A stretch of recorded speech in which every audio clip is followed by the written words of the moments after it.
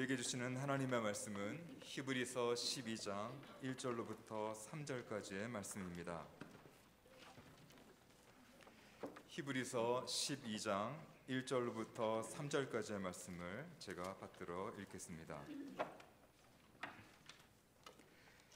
이러므로 우리에게 구름같이 둘러싼 허다한 증인들이 있으니 모든 무거운 것과 얽매이기 쉬운 죄를 벗어버리고 인내로써 우리 앞에 당한 경주를 하며 믿음의 주여 또 온전하게 하시는 이인 예수를 바라보자. 그는 그 앞에 있는 기쁨을 위하여 십자가를 참으사 부끄러움을 개의치 아니하시더니 하나님 보좌 우편에 앉으셨느니라. 너희가 피곤하여 낙심하지 않기 위하여 죄인들이 이같이 자기에게 거역한 일을 참으신 일을 생각하라. 아멘. 성경이 인생에 대해서 여러 가지 비유를 합니다. 인생의 덧없고 허무함을 말하면서 인생은 있다가 흩어지는 안개와 같고 아침에 피었다가 저녁에 시드는 꽃과 같다, 이렇게 비유를 합니다. 또 인생의 짧고 빠름을 한탄하면서 인생은 마치 잠깐 자는 것 같고 날아가는 것 같다, 또 이렇게 비유를 합니다. 어떤 분은 인생은 그냥 자연 법칙을 따라 태어나고 자라고 소멸하는 것이 인생이다, 그렇게 말을 하면서 Life happens, 마치 인생은 그냥 해프닝 같은 하나의 사건같이 그렇게 인생을 비유하기도 합니다. 이러한 인생과는 인생에 대한 창조주의 섭리나 목적을 모르고 사는 인생의 태도라 할 수 있습니다. 성경은 인생에 대한 창조주 하나님의 분명한 목적과 섭리를 우리에게 가르쳐 줍니다. 우리는 단순히 주어진 삶을 사는 것이 아니라 목적을 향해 달려가고 그 목적을 이루어가는 삶을 우리에게 요청하는 것이 하나님의 말씀, 성경의 말씀입니다. 그래서 인생을 비유하기를 달려가는 경주, 레이스라고 그렇게 또한 비유를 합니다. 감옥에 갇혀서 죽을 날을 기다리는 사도 바울은 유언처럼 말을 합니다. 나는 선한 싸움을 싸우고 나의 달려갈 길을 마치고 믿음을 지켰으니 이제 후로는 나를 위하여 의의 면류관이 예비되었으므로 주 곧 의로우신 재판장이 그날에 내게 주실 것이며 내게만 아니라 주의 나타나심을 사모하는 모든 자에게도 오니라. 이렇게 바울은 자신의 인생을 달려가는 경주 혹은 싸워야 될 선한 싸움이라고 그렇게 인생을 비유하여 말씀합니다. 그는 이렇게 인생을 비유한 것은 우리가 믿음을 지키기 위한 인생의 싸움이고 인생의 경주라고 말을 하고 있습니다. 믿음을 가진 인생은 이 바울의 고백처럼 그렇게 인생을 달려가는 경주처럼 달려가야 된다는 겁니다. 우리의 분명한 인생의 목적을 알고 그 목적을 이루기 위해서 달려가야 된다는 겁니다. 우리의 인생에 이 달려가야 될 마지막 지점이 무엇이겠습니까? 육상 선수들이 피니시 라인이 있습니다. 자신의 달리기를 마치는 그 지점을 피니시 라인이라 그럽니다. 우리의 인생의 피니시 라인이 어디입니까? 바로 우리의 인생의 죽음입니다. 혹은 살아서 우리가 주님의 날, 그날이 우리의 인생의 피니시 라인이라 할 수 있습니다. 승리의 면류관, 승리의 월계관을 얻고자 우리가 인생을 달려가야 된다는 겁니다. 오늘 말씀, 히브리서 말씀은 그리스도인들이 어떻게 우리가 이 경주하는 믿음을 가지고 인생에 승리할 것인가, 그 말씀을 우리에게 교훈하고 있습니다. 어떻게 믿음의 경주를 성공적으로 할 수 있는지, 첫 번째는 우리가 믿음의 경주자라는 이 사실을 분명히 알아야 된다고 말씀합니다. 1절 말씀을 보면 믿음의 사람은 마치 육상 경기장에 나와 있고 많은 관중들이 지켜보는 가운데서 달리기 하는 선수인 것처럼 그렇게 비유를 합니다. 우리에게 구름같이 둘러싼 허다한 정인들이 있다. 우리를 지켜보는 그런 관중, 청중이 우리의 삶을, 달려가는 우리의 삶을 바라보고 있는데, 그 정인이라는 사람은 특별히 오늘 말씀의 시작은 그러므로 이렇게 시작을 하는데, 그 말씀의 의미는 히브리서 11장 앞에 있는 말씀에 나온 많은 믿음의 위인들의 이야기를 했습니다.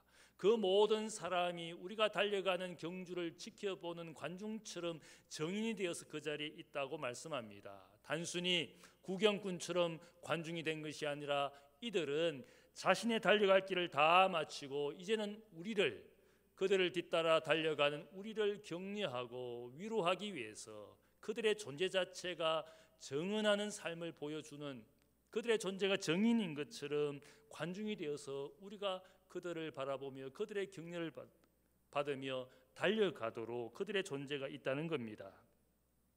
이들을 정인, 마르투스라는 이 헬라어를 사용했습니다. 마르투스라는 말을 정인이라고 번역했지만 이 말에서 우리가 영어의 마르트, 순교자라는 말이 나왔습니다. 이 말씀의 의미는 그들은 주님의 복음을 죽기까지 증언했던 믿음의 증인들이다. 그래서 자기의 목숨을 바치면서까지 믿음을 지키고 복음을 전한 이 사람들을 우리가 증인이라고 말씀하고 있습니다. 이들의 존재, 죽음으로서 자기의 믿음을 지키고 달려야 할 길을 다친 이들이 우리의 눈앞에 관중처럼 우리를 격려하고 있습니다. 아마 여러분이 최근에 프로 테니스 4대 메이저 대회 중에 하나인 US 오픈을 아마 보았을지 모르겠습니다. 거기에 결승전에서 제가 가만히 경기하는 모습을 보는 가운데 TV 카메라가 수시로 바로 그 선수의 가족이나 코치들의 모습을 가끔씩 비추는 것을 보았습니다. 이들은 누구보다, 어떤 관중보다 자기가 가르친 선수, 자기의 남편을 혹은 자기의 배우자를 위해서 이 배우자 선수가 가장 잘 보이는 그곳에 앉아서 격려하고 또한 환호하는 모습을 보게 되었습니다. 아마 선수는 경기하다가 힘들 수 있습니다. 경기를 포기하고 싶은 마음도 있을지 모르겠습니다. 그러나 자기를 격려하는 그런 코치나 혹은 자기의 배우자를 보면서 결코 쉽게 그 경기를 포기하지 않습니다. 가장 잘 보이는 곳에 앉아서 그 선수를 격려하는 그들의 존재 때문에 자신이 하는 그 게임을 쉽게 포기하지 않습니다. 2차 세계대전에서 영국을 승전국으로 이끈 전쟁의 영웅 윈스턴 처칠 수상이 어떤 대학 졸업식에 연사로 초청을 받았습니다. 졸업생과 학부모들 그리고 교수들은 이 처칠 수상을 모시면서 그가 왔을 때 열렬히 환영을 했습니다.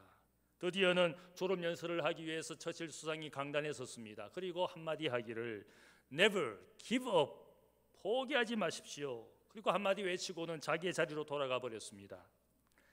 모든 청중이 설마 이것이 졸업연설의 다가 아니겠지 그렇게 기대하면서 박수를 치고 더 환호를 했습니다.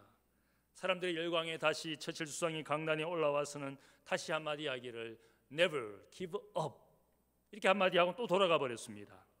이제는 사람들이 당황하고 웅성거리기 시작할 때에 처칠 수상이 다시 한번 강단에 올라왔습니다. 그리고 또한 말합니다. Never give up. 그리고는 다시 자기의 자리로 돌아가 버렸습니다. 당황하던 청중과 졸업생들은 포기하지 마라고 한마디 외치는 그 짧은 연설 한마디에 더 큰 감명을 받았습니다.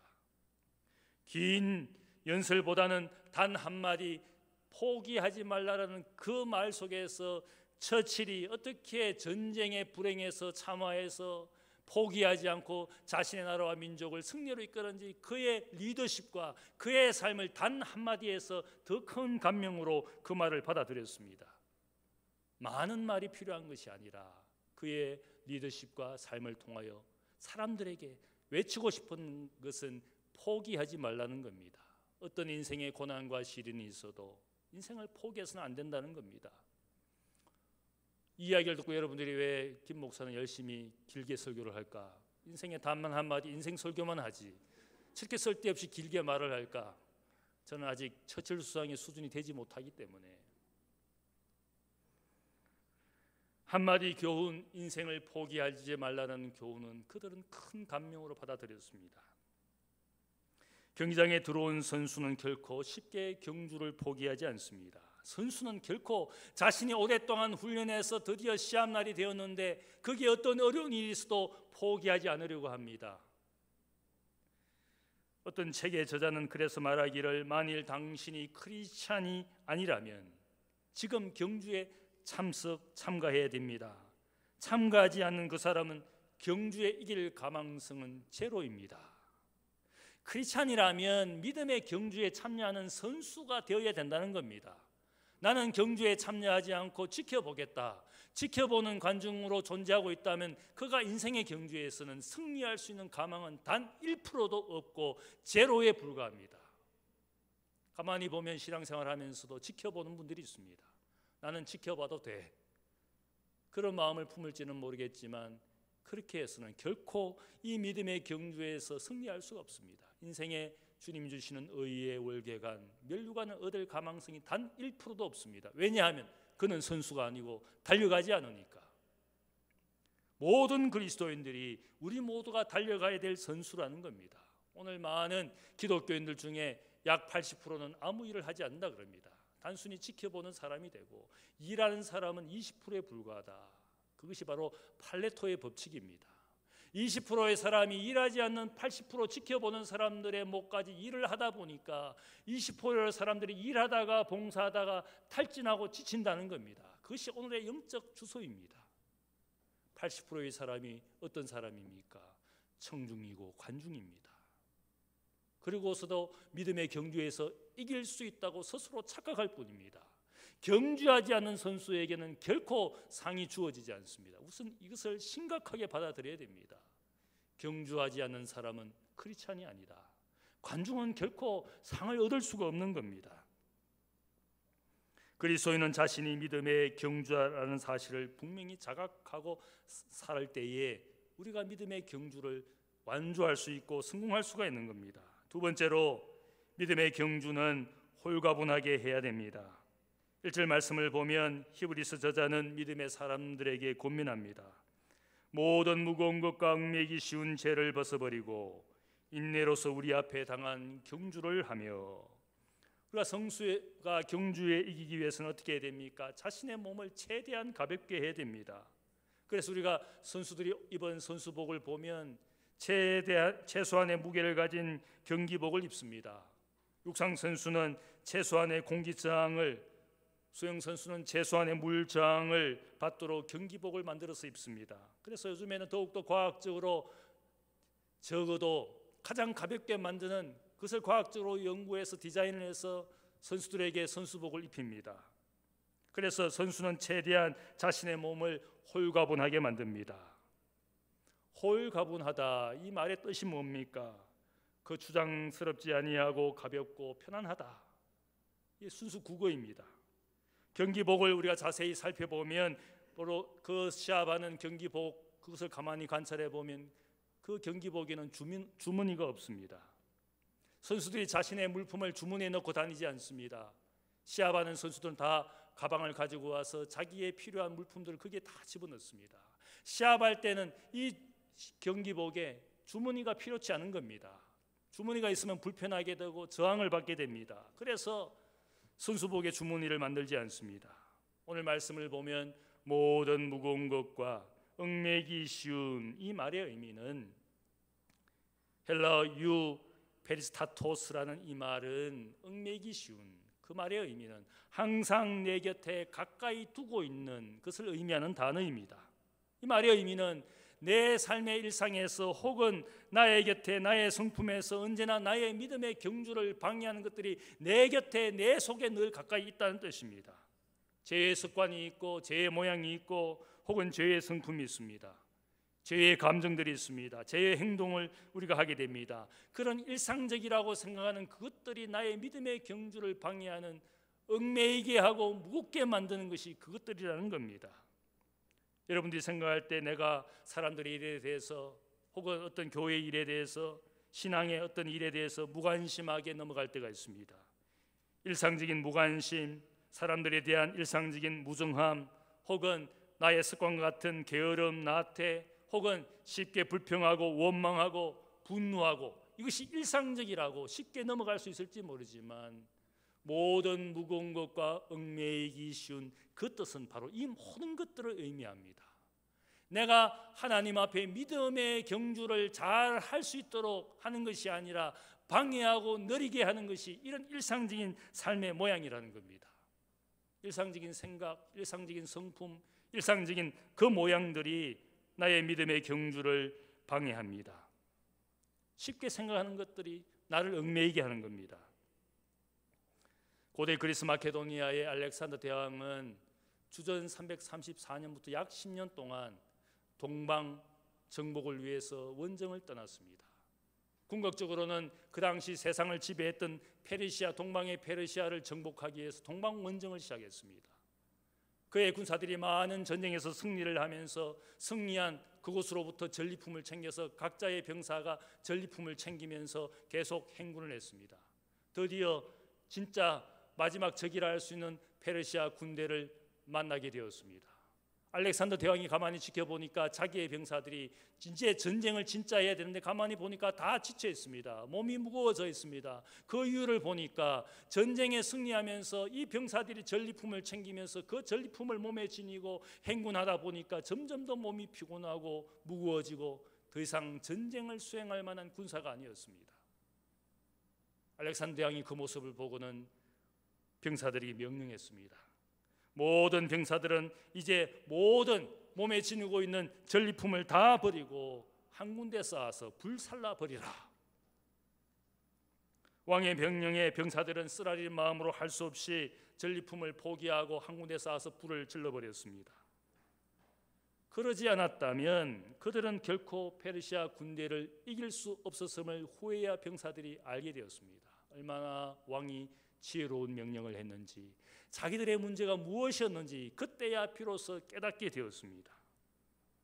우리가 인생을 살면서 얻고 누리는 것들 때문에 어쩌면 우리는 믿음의 경주를 잘 달려가지 못하게 되었는지 모르겠습니다. 날이 가고 세월이 갈수록 우리의 영혼이 가벼워지는 것이 아니라 점점 더 수많은 일들로 무거워집니다. 삶의 무게가 점점 더 무거워집니다. 살면서 가벼워지는 것이 아니라 더 많은 걱정과 염려로 인생의 무게가 점점 무거워집니다. 인생에서 얻은 것 때문에, 누리는 것 때문에 달려가지 못합니다. 드디어는 인생에 얻고 누리게 된 것으로 인생의 목적도 잊어버립니다. 드디어는 인생의 길도 잃고 방황을 하기 시작합니다. 그것이 우리의 모습입니다. 여행을 같이 하다 보면 사람들이 이 여행하는 모습이 여러 가지입니다. 어떤 분은 여행의 목적에 집중하기 위해서 몸도 가방도 가볍게 하고 여행을 떠나는 분들이 있습니다. 어떤 분들은 여행의 날이 길어지면 길어질수록 가방이 무거워지는 분이 있습니다. 여행하기 위해 챙겨온 것도 많은데 가는 여행지마다 사고 싶은 것이 많아가지고 그것을 사서 그 여행짐에 넣다 보면 점점 더 여행의 날이 길어질수록 여행하는 것이 고되게 됩니다. 여행 자체가 힘들어집니다. 드디어는 즐기는 여행이 되지 못하고 여행짐 때문에 여행의 날이 고난의 날이 되기 시작합니다. 제가 누구라고 이야기하지는 않겠습니다. 물론 우리가 여행하는 태도가 또 여행을 많이 해본 사람은 지혜를 얻게 됩니다. 어쩌면 우리의 신앙생활도 마찬가지입니다. 신앙생활을 오래 하고 혹은 교회도 커지고 그런데 신앙생활이 즐겁지 못합니다. 사소하고 비본질적인 문제 때문에 사람들이, 성도들이 시간과 에너지를 많이 쓰게 됩니다. 어느새 하나님과 교회의 목적은 다 잊어버리고 아무것도 아닌 것에 서로 싸우고 분열을 하고 드디어는 아무것도 아닌 것이 좋은 것인 것처럼 행세를 하고 그것이 교회의 목적이 되어버려서 그 목적 하나 이루고자 인생의 많은 시간들을 낭비하는 것을 보게 됩니다. 선수의 몸에 너무 많은 것을 지니다 보면 어떻게 됩니까? 결코 그는 최선의 경주를 할 수가 없습니다. 선수의 경기하는 목적도 잊어버리고 얻게 될 상도 결국은 포기하는 모습이 됩니다. 왜 그렇게 됩니까?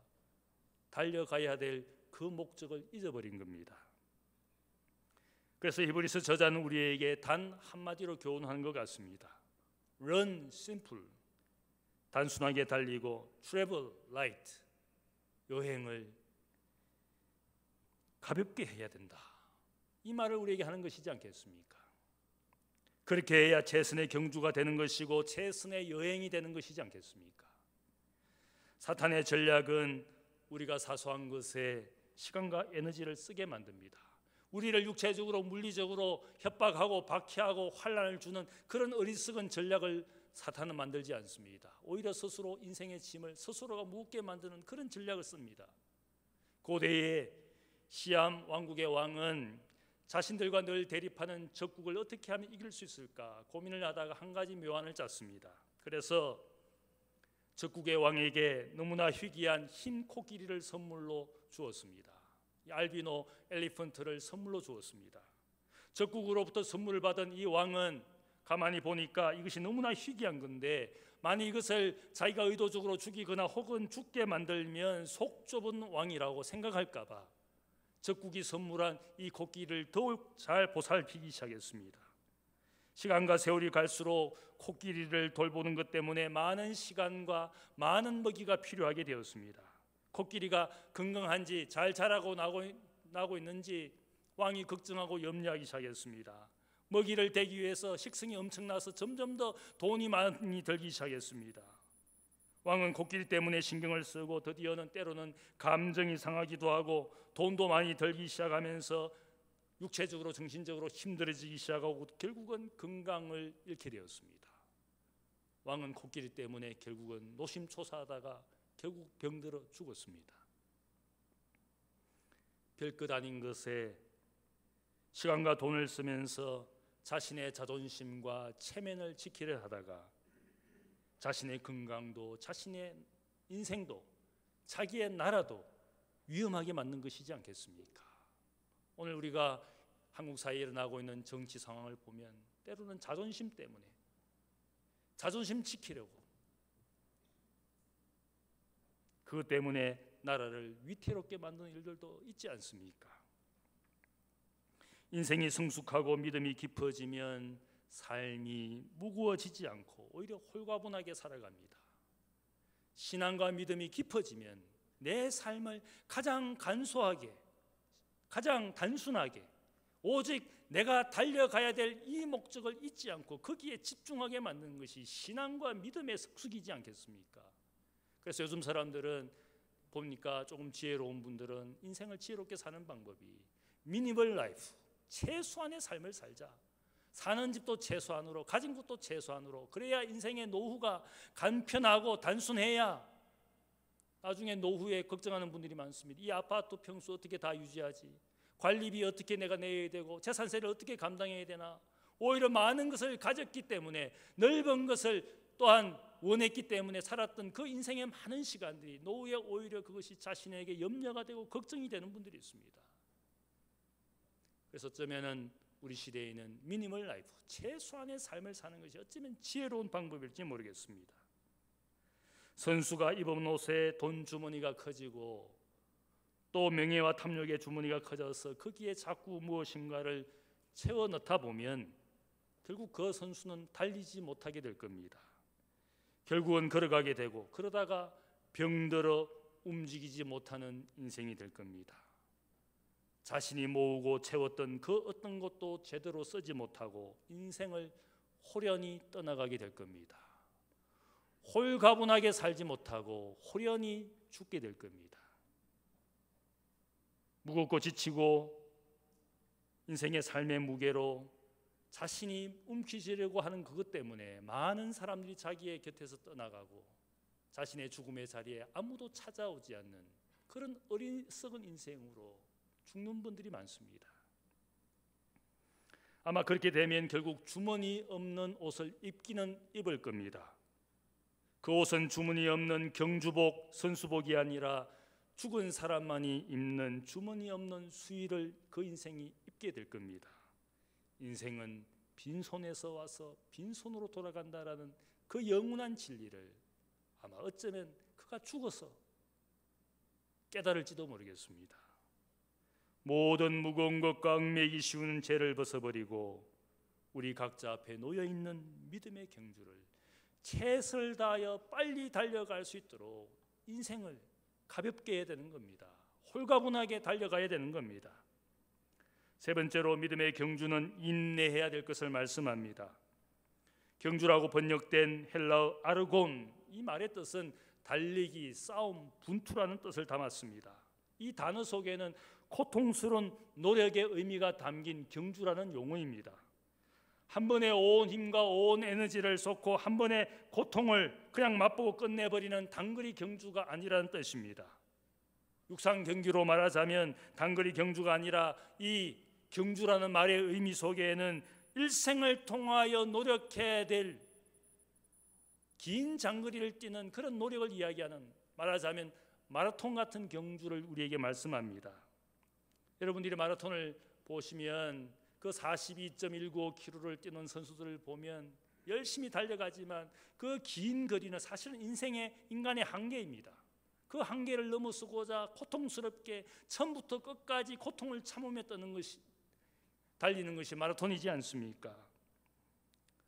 마라톤 선수의 고통스러운 노력은 그 단거리 경주 선수들과는 차원이 다른 노력이라 할 수 있습니다. 그래서 여러분들이 올림픽 경기를 보면 육상 경기의 마지막 경기가 무엇입니까? 마라톤입니다.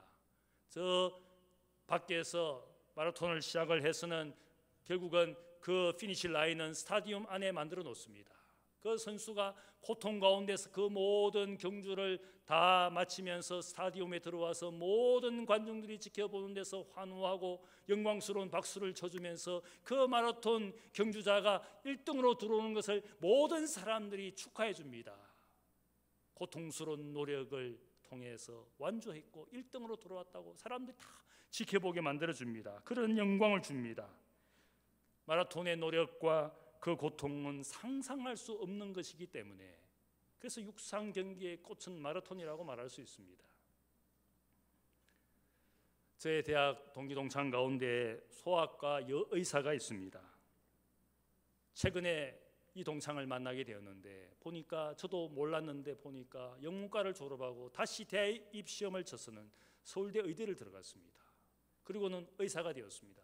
그래서 소아과 진료를 하는 그런 의사가 되었는데 보니까 얼굴도 여전히 처녀처럼 그때의 모습이 그대로고 몸매도 보니까 20대처럼 그대로고 제가 놀라서 물어보았습니다. 도대체 어떻게 그렇게 몸매와 얼굴에 활기가 넘치냐고 물어보니까 50대 후반의 나이에 여전히 마라톤을 한다는 겁니다. 벌써 춘천 마라톤을 3번 완주하고 올해도 춘천 마라톤을 완주했습니다. 50대 후반의 여의사로서 마라톤 하는 것 결코 쉽지 않습니다. 그 의지와 인내의 존경심이 저절로 우러나왔습니다. 우리의 인생도 믿음의 경주를 하는 마라톤 같은 인생입니다. 긴 장거리 우리가 죽을 때까지 인생을 통해서 달려가야 될 경주가 마라톤 같은 우리의 인생입니다. 그래서 바울은 말하기를 자신의 죽음을 앞에 두고 나는 믿음의 선한 싸움을 다 싸웠다. 달려갈 길을 다 마쳤다.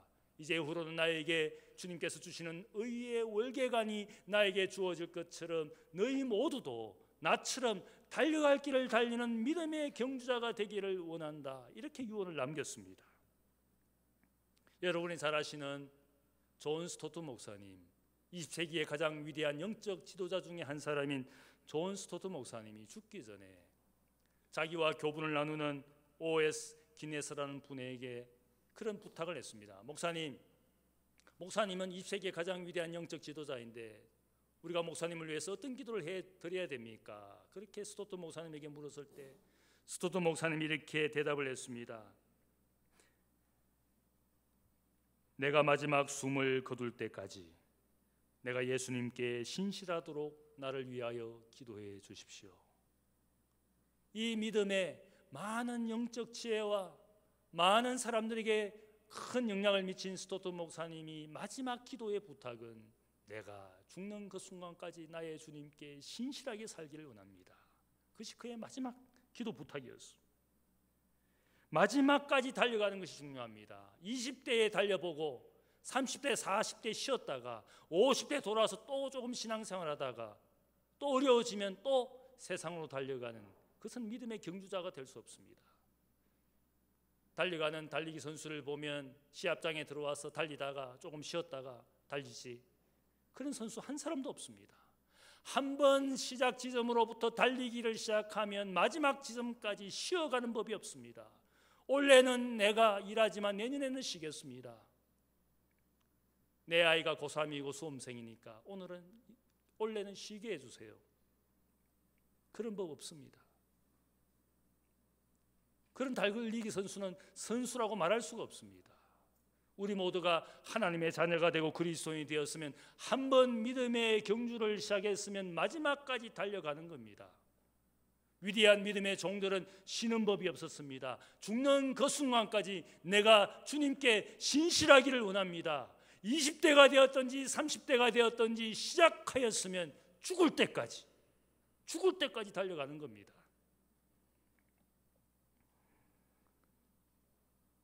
우리가 달려가는 동안 수많은 세상의 유혹이 있습니다.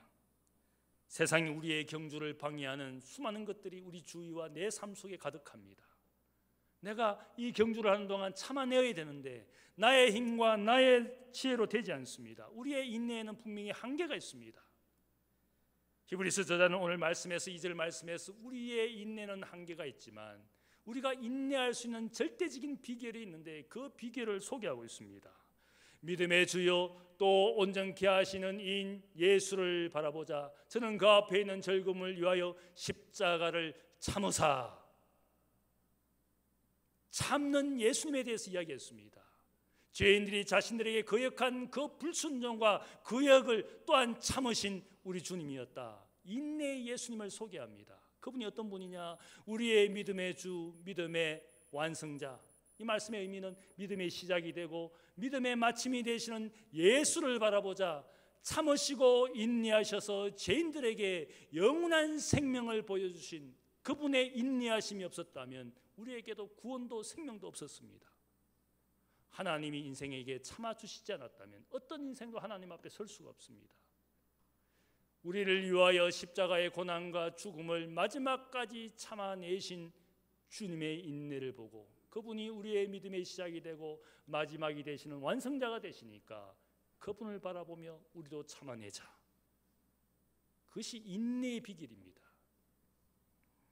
조일 리라는 분은 아프리카 모로코의 사하라 사막을 건너는 지옥의 마라톤 대회에 참여했습니다. 이분은 프로 선수도 아닌데 그냥 아마추어 일반적인 사람인데 이 대회에 참석했습니다. 150마일이라는 긴 사막길을 달려가야 될, 걸어가야 될 그런 이 경주에 참여했습니다.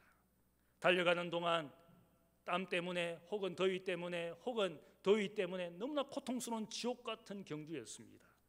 드디어는 신발이 다 떨어져서 신발도 없이 맨발로 뜨거운 모래 사하라 사막을 건너는 그런 고통스러운 것들을 결국은 참아내고 완주를 했습니다. 기자가 그에게 물었습니다. 어떻게 당신은 선수도 아닌데 이 대회를 완주할 수가 있었습니까? 물어보니까 이 사람이 대답합니다. 내가 고통과 더위를 참아내고 이 경주를 완주한 것은 작년에 암으로 죽은 아내를 생각하고 암 치유를 위해서 내가 미국 암협회를 위하여 기금을 마련하고자 이 목적 때문에 나의 모든 고통과 시련을 참아내고 완주할 수가 있었습니다. 죽은 아내를 생각하고 아내를 죽게 만든 그 암을 정복하기 위해서 내가 가진 이 숭고한 목적 때문에 내가 이 고통스러운 경주를 완주할 수가 있었습니다. 숭고한 목적이 있으면 고통을 참아내지 않습니까? 하물며 우리의 인생을 위하여 고난과 죽음을 참으시고 저 영광 가운데 우리를 위하여 기도하시고 바라보시는 주님을 생각하면 순교적인 죽음을 맞이했지만 믿음의 경주를 완주한 정인들이 우리를 격려하기 위해서 구름같이 허다한 정인으로 그 관중석에 앉아서 우리를 격려하는 그들의 존재를 생각하면 나의 믿음은 나의 것이 아니라 나의 믿음도 저들의 믿음과 같은 것이니까 완주하도록 포기할 수 없는 경주를 우리가 달려가도록 주님이 계시고 우리 앞에 먼저 달려간 정인들이 있습니다. 아무리 힘들고 어려워도 여러분이 이 주일 예배를 포기하지 않고 우리의 믿음의 경주를 포기하지 않는 동안 우리의 삶에는 분명한 승리가 있을 줄로 믿습니다. 포기하면 아무것도 없는 겁니다. 달려가지 않는다면 상은 없는 겁니다. 선수가 되지 않는다면 관중으로 사는 동안에는 결코 상이 주어지지 않습니다. 어떤 교회 교인은 주일에 교회를 찾아와서 늘 교회를 예배를 드리고 떠날 때마다 목사님이 건네시는 한마디 말씀에 눈물을 흘리면서 위로를 얻고 힘을 얻었습니다. 그녀가 살면서 얼마나 많은 경제적인 어려움, 가정의 문제 때문에 고통당하는 교인이었는데 이제 70을 앞에 두고 연로한 그 목사님이 예배를 마치고 돌아가는 그녀에게 건네는 그 한마디에 새로운 용기를 얻었습니다. 그 말씀, 그 한마디는 힘들지, 괜찮아, 포기하지 마라. 연로하신 목사님의 그 말 한마디에 이 여자가 날마다 눈물을 흘렸어. 목사님이 그녀의 모든 경제적인 어려움과 가정의 이야기들을 다 알고 있었습니다. 그녀를 볼 때마다 괜찮아, 포기하지 마, 힘들지만 괜찮아, 포기하지 마라. 그 목사님의 그 말 한마디가 얼마나 귀한 말씀이 되고 위로가 되었는지. 우리 아마 옆에 있는 분들은 다른 사람에게 말 못하는 고민과 어려움이 있을지 모르겠습니다. 옆에 있는 분들이 한번 우리가 서로 격려하면 좋겠습니다. 힘냅시다. 힘냅시다. 달려갑시다. 면류관을 받을 때까지 달려갑시다. 네. 달려가는 것을 포기하면 아무것도 되지 않습니다. 마지막까지, 끝까지, 면류관을 받을 때까지. 그게 믿음의 경주에 들어서 있는 선수가 된 그리스도인의 모습이지 않겠습니까? 우리 주님께서 의의 면류관을 우리에게 주실 때까지 우리 인생에 주어진 것들을 감당하기 위해서 죄의 짐과 멍에를 메고 사는 것이 아니라 주님의 멍에와 주님의 짐을 지고 내 멍에는 쉽고 내 짐은 가벼움이라.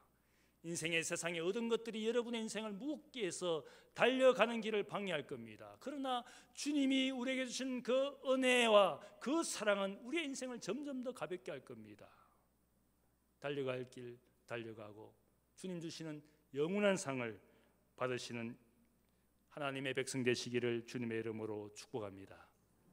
사랑의 아버지 하나님 감사합니다. 하나님 아버지,